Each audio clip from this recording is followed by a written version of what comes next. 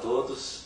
É um prazer muito grande estar aqui junto com a Sandra, nossa irmã querida, que Deus tem restaurado e a sua vida tem se tornado um testemunho vivo de tudo que Deus pode fazer na vida de uma pessoa que se entrega totalmente nas suas mãos.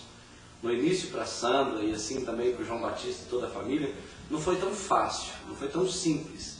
Aceitar Jesus para eles no início significou uma sucessão de acontecimentos estranhos, no mínimo estranhos, mas que se transformaram em grandes milagres na vida deles.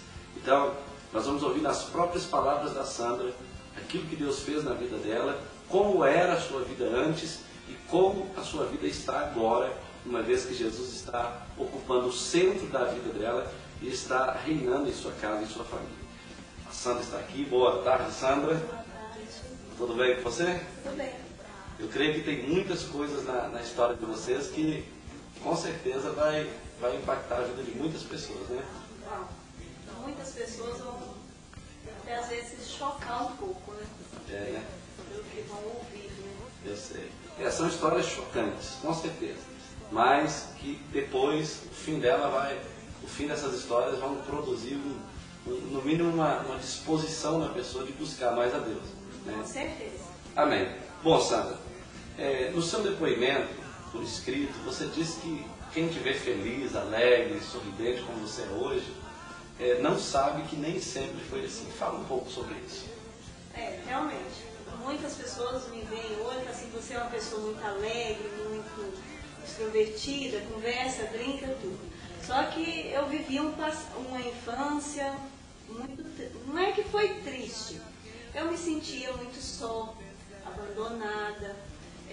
Às vezes não era nem por meus pais me abandonarem, mas eu me sentia assim. Eu cresci me sentindo só. E foi assim, sem amigos, sem colegas, sem ter com quem falar. Então, até uns 10, 11 anos, eu era uma criança, não se for assim, amargurada. Eu sei. No seu depoimento, você disse que houve um período na sua vida em que, dos 4 aos 14 anos, você sofreu muito, alguma coisa que marcou muito a sua infância. Você pode falar um pouco sobre isso? Aí foi assim, uma época muito difícil, foi uma época em que eu perdi a minha avó, as 2 vós, então eu era muito agarrada com elas. Foi uma doença muito grave que veio assim de uma hora para outra. Então foi uma época que eu vivi muito sozinha, porque meus pais viajavam muito para São Paulo, porque minha avó morava em São Paulo. Sei. E eu ficava sozinha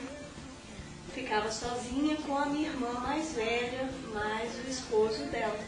Então eu cheguei a ver coisas que aconteceu naquela época que foram me magoando, me chocando, e são coisas assim que eu deixei até de ficar comentando, porque acaba trazendo muitas recordações ruins. Sim.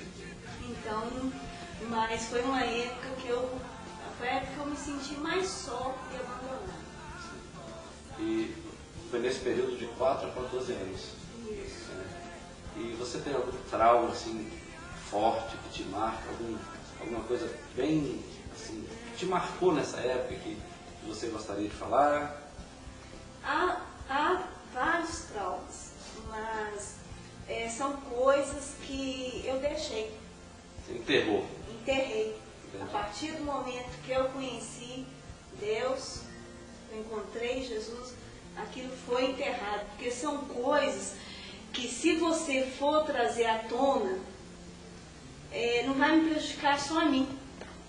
Vai prejudicar outras pessoas que estão à minha volta. Entendi. Então é melhor deixar enterrado. Melhor deixar enterrado. Mas está curado, né? Tá curado. Hoje não tenho mágoa, não guardo rancor de ninguém. Oro a Deus, para Deus estar até trabalhando na vida dessas pessoas. Eu entendo.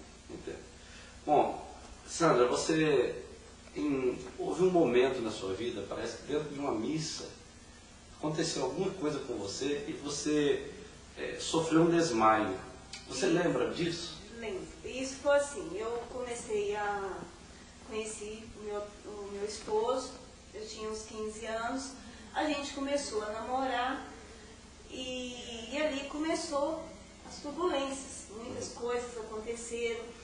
E um certo dia, no dia 14, a festa de 14 de setembro, né, de São Bom Jesus, que os católicos comemoram, eu fui, foi eu e o meu namorado, que era o João, meu esposo. Sim. E assim, do nada eu desmaiei dentro da missa.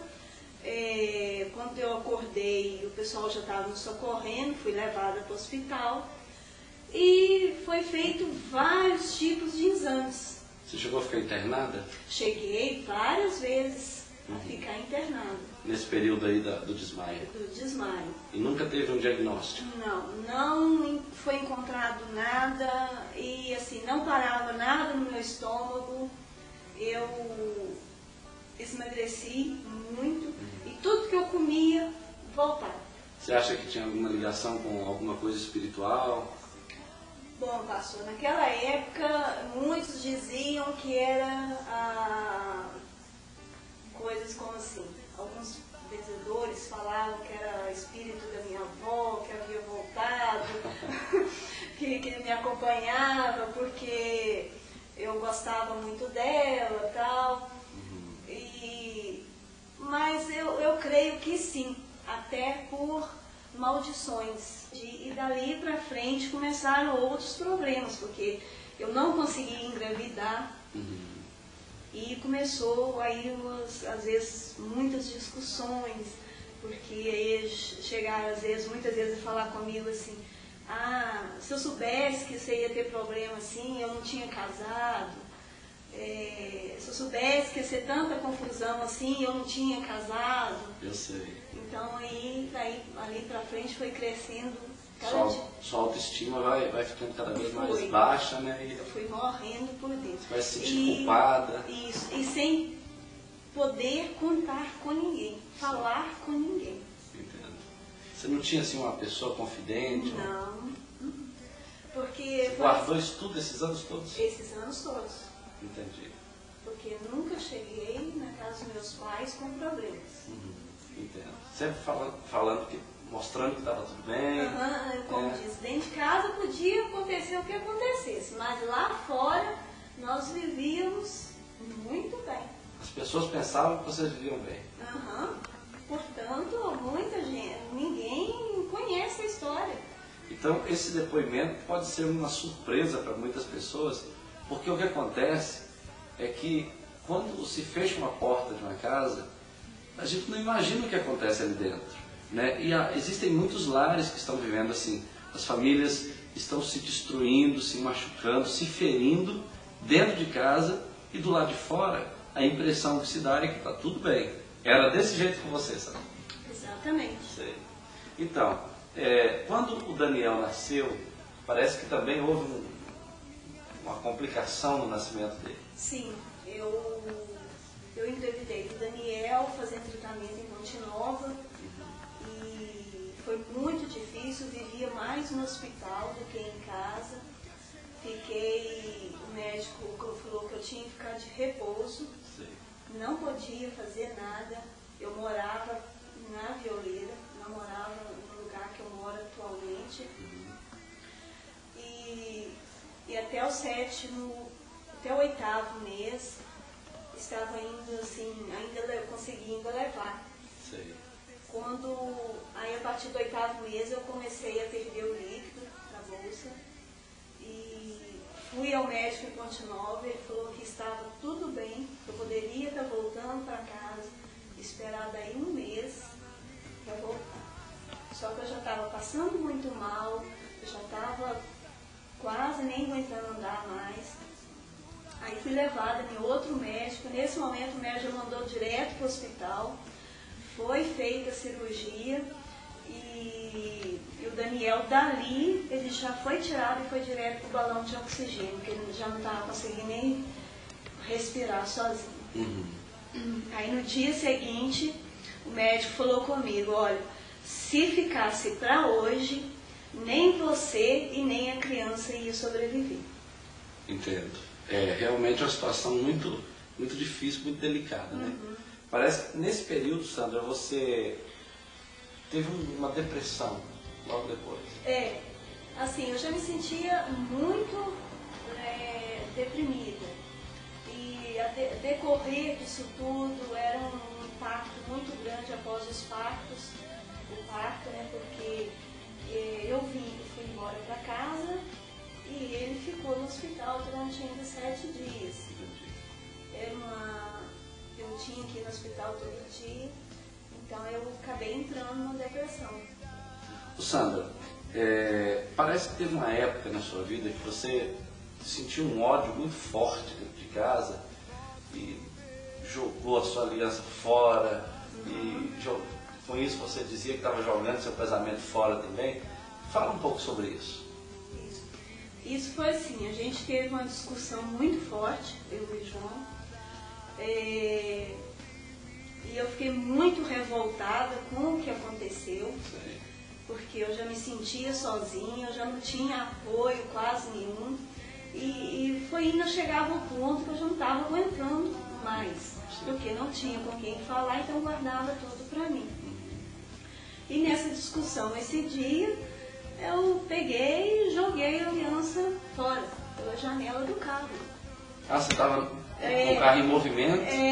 Nós estávamos no carro, o carro estava em movimento. Aí você pegou a aliança e jogou pela janela. Ainda uma coisa que a gente fez muito errado, que nós estávamos com os meninos dentro do carro.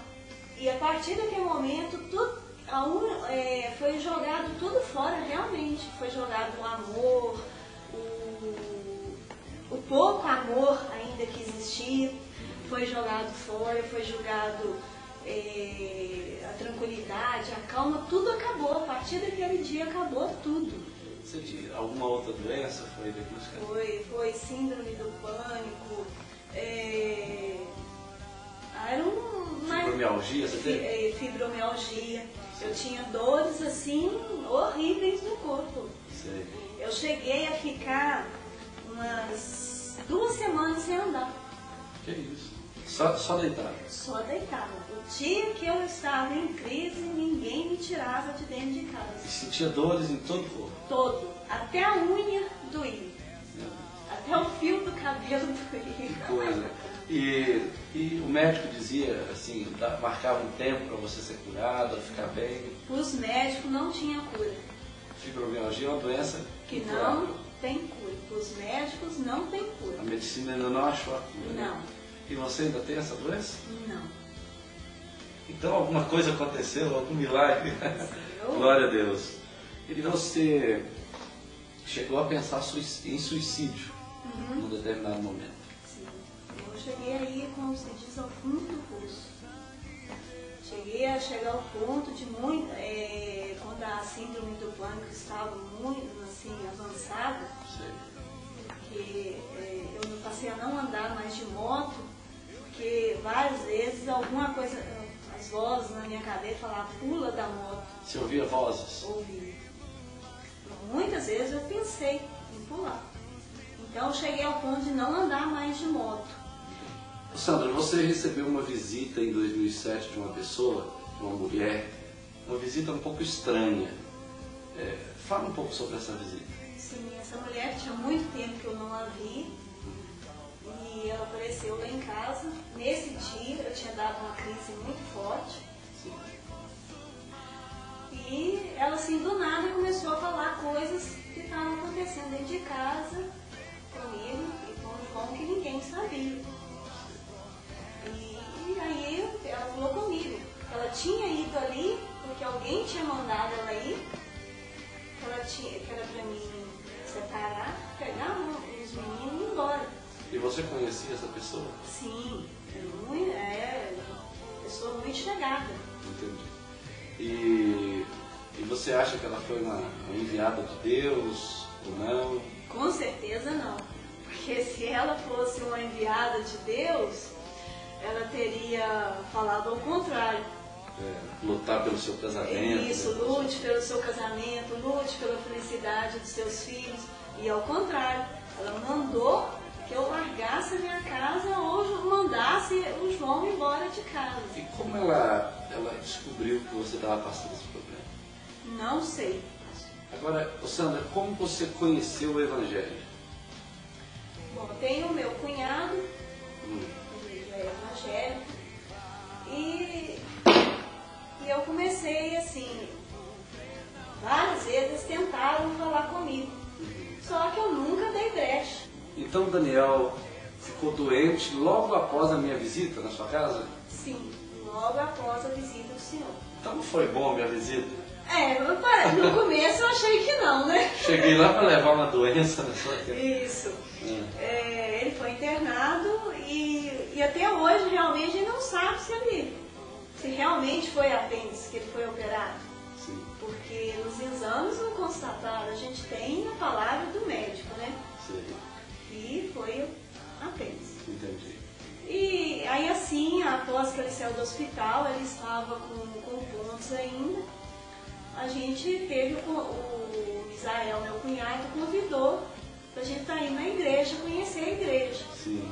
A gente foi, tudo, conheceu, eu gostei, só que o João já ficou Com o pé atrás. com o pé atrás. Os dois, né? É os dois, porque ele falou assim comigo, que ele não mudaria, ele não ia ser evangélico de maneira alguma. Porque ele era católico e ele iria morrer católico. Entendi. Eu cheguei a ir outra vez na igreja. Fui a segunda, só que a partir da segunda vez eu não fui. Aí já não fui mais. Sim. Porque se eu não tinha o apoio dele para ele estar me levando, estar me buscando, não tinha condições de eu estar indo. E parece que logo após você ter ido uma ou duas vezes na igreja, houve um conflito, parece que você ficou um pouco desesperada e tentou suicídio. Isso.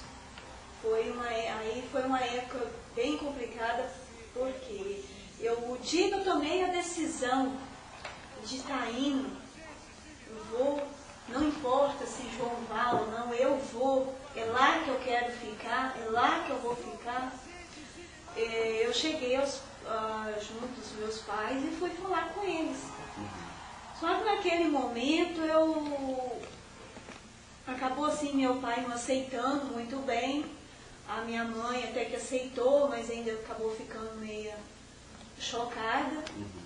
E após uma semana daquela conversa, minha mãe entrou em depressão. Sei. Uma depressão. E sua mãe agora começou a passar mal nesse período. Nesse período. E foi uma depressão tão forte que eu me assustei. Entendo. Porque eu via nela uma mulher forte.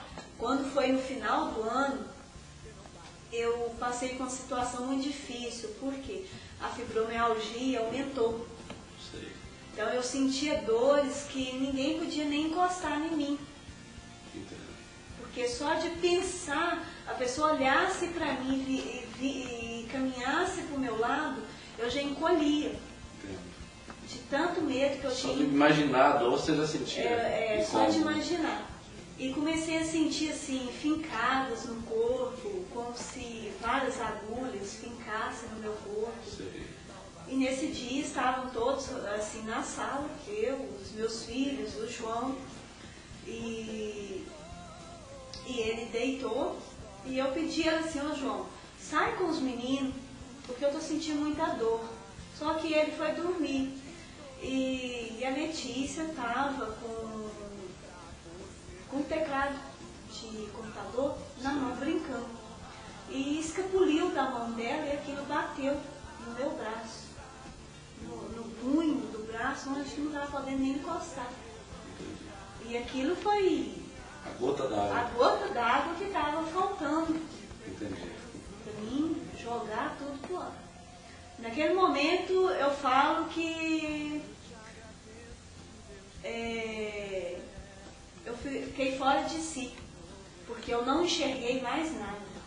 Entendi. Só pensava em morrer. Eu joguei aquele, tomei o teclado, joguei ele pro chão lá fora, saí correndo, tinha um portão na minha varanda, ele estava fechado, eu pulei ele, eu não vi pulando ele.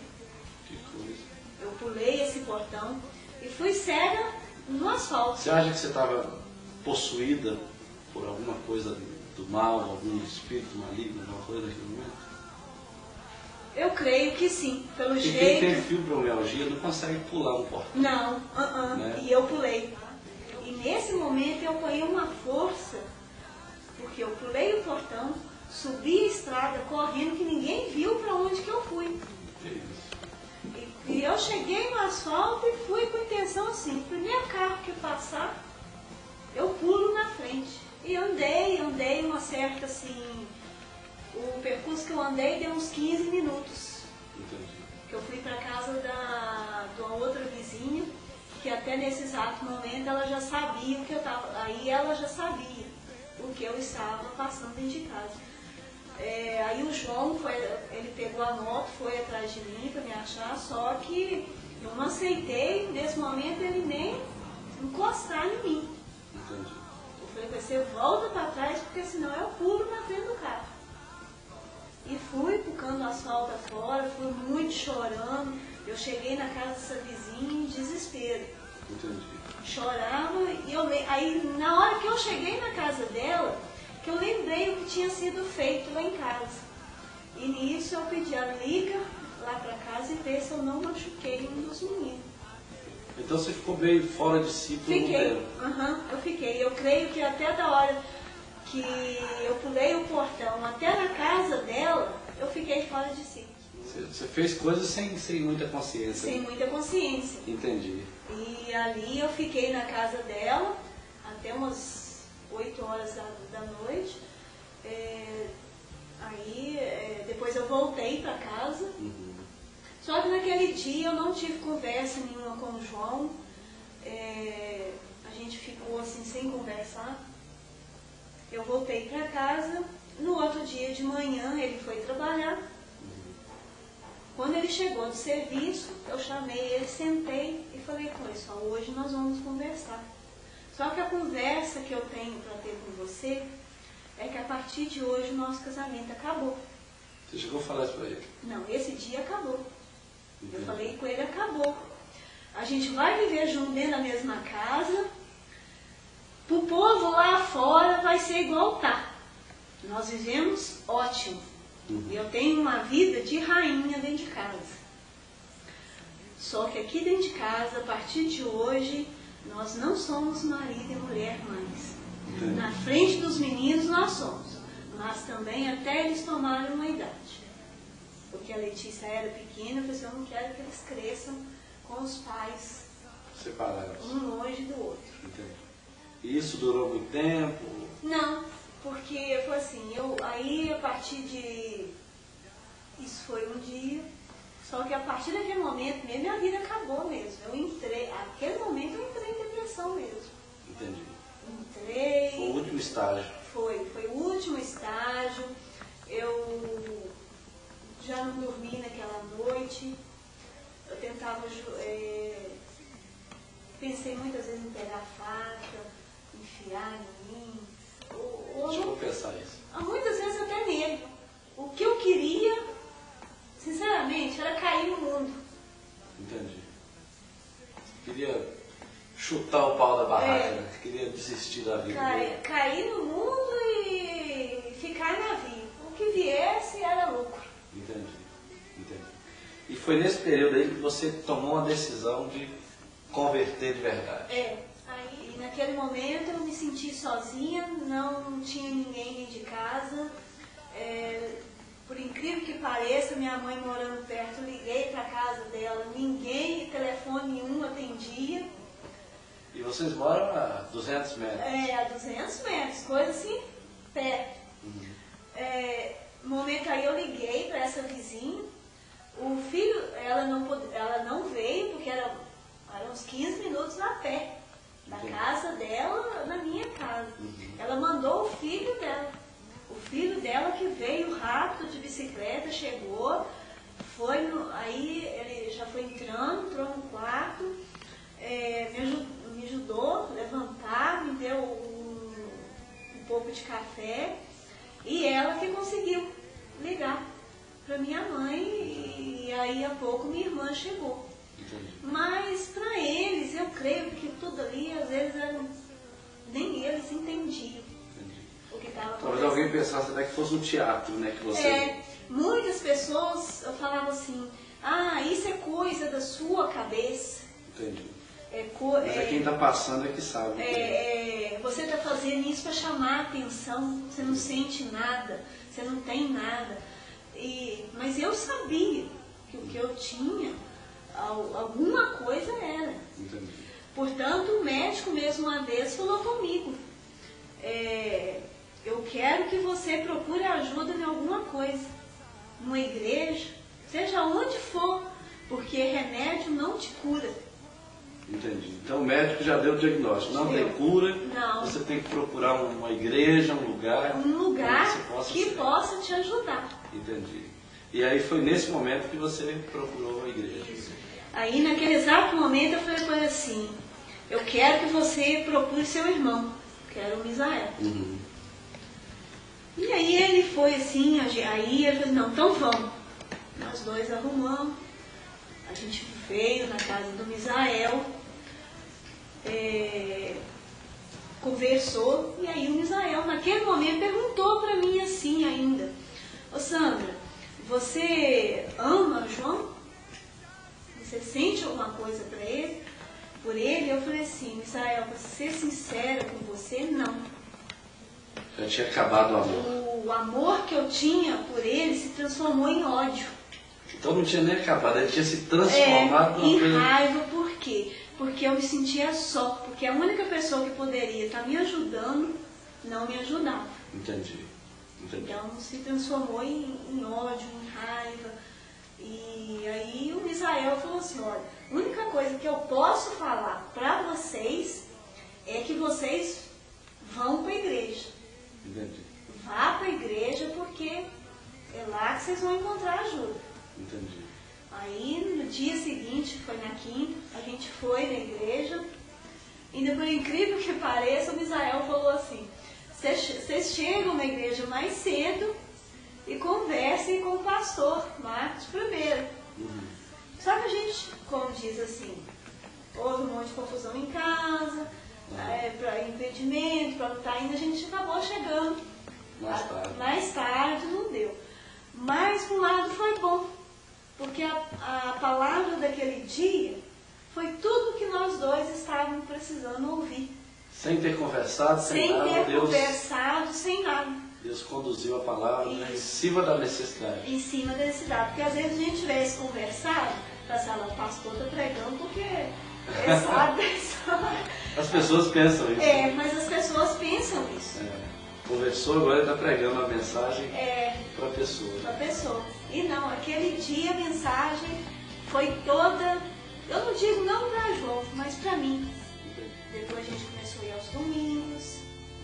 E quando foi no dia 31 de dezembro de 2007, na virada do ano, no jantar da igreja, nós dois aceitamos Jesus. Ele aceitou pela primeira vez e eu renovei seu compromisso com ele. Renovei meu compromisso com ele. Sandra, e me fala um pouco do encontro. Logo após a conversão, teve um encontro com Deus e você disse que tinha uns nódulos no seu seio e que nesse encontro aconteceu um milagre. Eu queria que você contasse um pouco sobre isso. Isso. Eu tinha os outros, ao todo eu tinha uns 6 nódulos. 6 nódulos. Eu fui com o encontro com 6. Chegando ao encontro, foi um encontro assim, era um encontro que eu precisava com Deus. Entendi.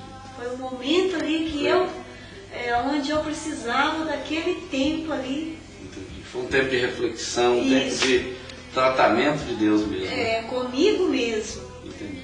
Então, o sábado ali que eu cheguei, foram curadas coisas ali. Traumas, feridas. Que eu fui sentindo assim, que foi saindo o pelo do corpo. Estava passando por uma cirurgia. Isso, uma cirurgia. Uma cirurgia espiritual, Deus agindo na sua vida. Isso. E removendo todo A enfermidade. Aí terminou ali, eu saí pra fora. Quando eu passei a mão, não tinha nada. Glória a Deus. Sumiu. Sumiu todos. E até hoje sumiu. E até hoje. Já tem quanto tempo isso? Nossa, eu fiz um encontro em 8 e 9 de agosto. Já tem quase um ano. Quase um Não ano. tem nada. Glória a Deus. Não tem nada. Sandra, e a sua família, seu casamento, sua saúde? Bom, após esse encontro, o meu casamento foi restaurado. Totalmente restaurado. Totalmente. Foi restaurado. A partir daquele encontro, houve perdão, ambas as partes. Há pouco tempo voltei, tive ao médico que cuidava da fibromialgia e falava que não tinha cura. Sim. Ele tocou nos pontos, porque a fibromialgia tem os pontos que ela ataca. Ele olhou para mim e falou assim: cadê a sua fibromialgia? Eu falei assim: eu não tenho fibromialgia. Glória a Deus. Jesus curou. Curou. Ele falou assim: eu não tenho. Assim, realmente, a partir daquele encontro, a Sandra de antigamente morreu e nasceu uma outra Sandra. Uma Sandra restaurada, uma Sandra alegre, brincalhona. Glória a Deus. Que cuida do seu serviço da casa, porque para trás eu pagava a empregada. Não dava conta de cuidar. Não, nem sequer dos meus filhos para comer. Eu tenho a agradecer a Ele. É Jesus transformando a água em vinho, né? Na vida de vocês. E agora, Sandra, quais são os seus planos para o futuro? O futuro é estar cada vez mais na presença de Deus. Amém. Tá cada vez mais, assim, tá podendo testemunhando, tá passando esse testemunho para outras pessoas, que eu sei que tem muitas mulheres, outras pessoas também que vivem nas mesmas situações que eu vivi. E precisam ser restauradas. Que precisa ser restaurado. Então, Sandra, agora nós vamos finalizar e esse testemunho seu vai passar por vários lugares na internet, talvez em alguns canais de televisão, e eu gostaria que você deixasse uma palavra para essa pessoa que está aí do outro lado da tela, talvez passando pelo mesmo problema que você passou e precisa de uma saída, não sabe o que fazer. E qual é a palavra que você deixa para essa pessoa? Bom, a palavra que eu deixo é que nunca ouça o que os médicos dizem. Se você for um médico e ele te disser que a depressão não tem cura, que a fibromialgia não tem cura e que a síndrome do pânico não tem cura, não desista. Procure uma igreja, vá, encontre Deus, pois Deus é o único que pode te curar e Ele vai te restaurar em tudo, pois Ele restaurou a mim e a você também. Ele pode fazer coisas maravilhosas na sua vida. Amém. Amém. Amém. Nós vamos ficando por aqui. Queremos agradecer muito a Deus pela vida da Sandra, pelo seu testemunho e pela família dela, que é um testemunho vivo do que Deus pode fazer na vida de uma pessoa que se entrega totalmente em suas mãos. E que Deus possa te abençoar, que esse testemunho te sirva de um estímulo para vencer as suas dificuldades e ter uma vida melhor, uma vida abençoada com Jesus sendo o Rei na sua vida. Deus te abençoe.